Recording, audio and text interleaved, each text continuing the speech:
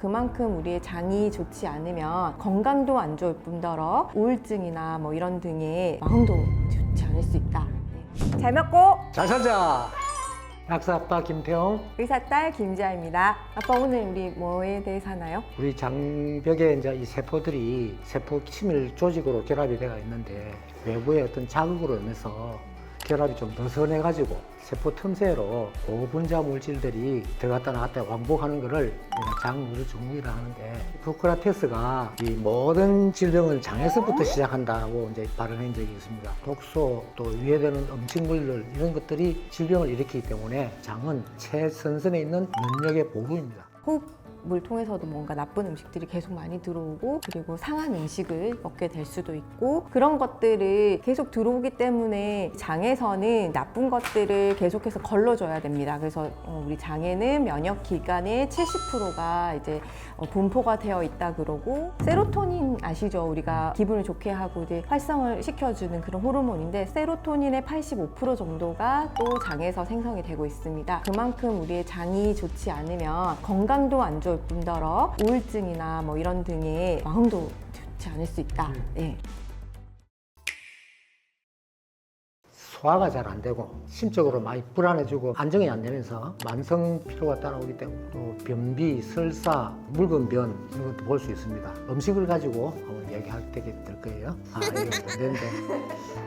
유해균과 유익균의 밸런스가 잘 맞아야 되는데, 갑자기 유해균이 많아진다거나 소장에 있어야 할 애들이 대장에 가고 대장에 있어야 할 균들이 소장에 가는 등의 장내 세균총의 변화가 있을 경우 밸런스가 깨지기 때문에 그 세포 간 결합이 느슨해질 수가 있고요. 우리 밀가루 음식을 많이 먹게 되면 이게 글리아딘이라는 아이가 종룰린을 생성을 하게 됩니다. 장 세포 간 결합이 느슨해져서 장에 있는 독소들이 인체 내로 들어가게 됩니다. 너무 자극적인 음식 우리 많이 먹으면 뭐 설사도 하고, 매운 거, 짠 거. 맛은 좋거든요. 네, 근데 매운 건 요즘 근데 너무 매워가지고 막 그런 자극적인 음식을 먹을 경우에도 장간 결합이 느슨해지게 됩니다. 대부분 세 가지 특성이 있습니다. 한 가지는 변비, 설사 등의 소화기 증상이 한 가지가 있고요. 피부 증상이 같이 있으면서 피곤하고 무기력하고 이런 증상이 같이 있는데요. 또 만사가 귀찮아하고요. 막 찔려 하시는 분들 많이 계시죠. 또 온몸이 쑤시고 막 이런 증상이 있는데, 그래서 이분들은 특징이 늘 약을 입에 달고 삽니다. 약 먹을 때는 좋은데 끊고 나면 또 피부가 뒤집어지고 이런 증상이 계속 반복이 되게 되는데요. 장누수 증후군의 이제 자가 진단법이 있는데, 소화불량 증세가 온다든지 특정 음식에 대해서 알러지를 일으킵니다. 아토피성 피부염도 생길 수 있고, 지루성 피부염, 근선, 비염이나 천식도 생길 수 있어요. 오랫동안 잘 낫지 않고 지속될 때 요 증상을 의심해 볼 수 있습니다.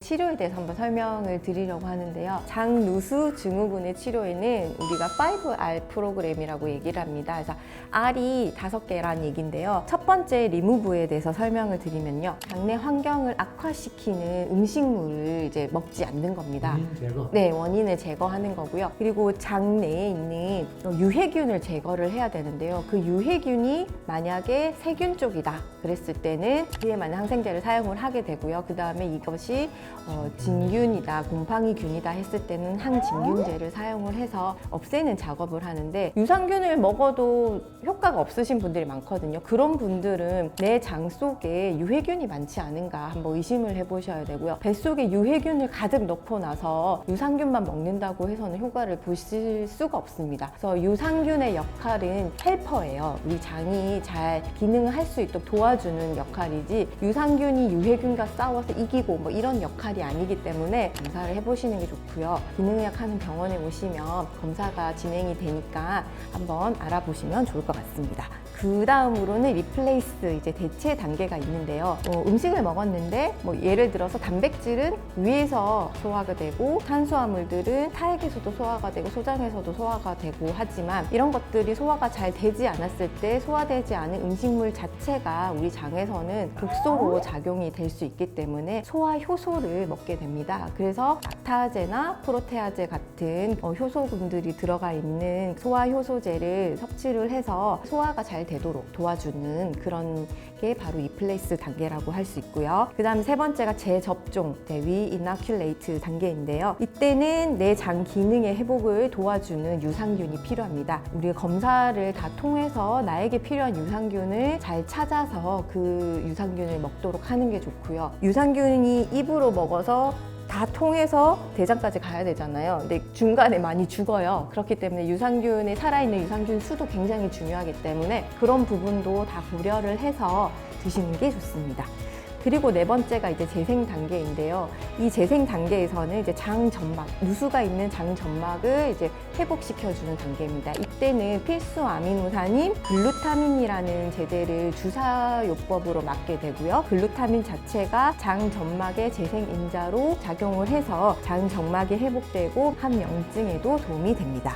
마지막으로는 이제 재균형, 이어서 리밸런스 단계인데요. 몸에 맞지 않는 식단을 제거하고 건강한 식단을 먹고 운동도 해주고 잘 자야 되겠죠. 수면, 그리고 생활 습관 개선, 그리고 스트레스 이런 모든 부분들을 생활 습관을 개선을 해서 장 건강을 지킬 수 있도록 해야겠습니다.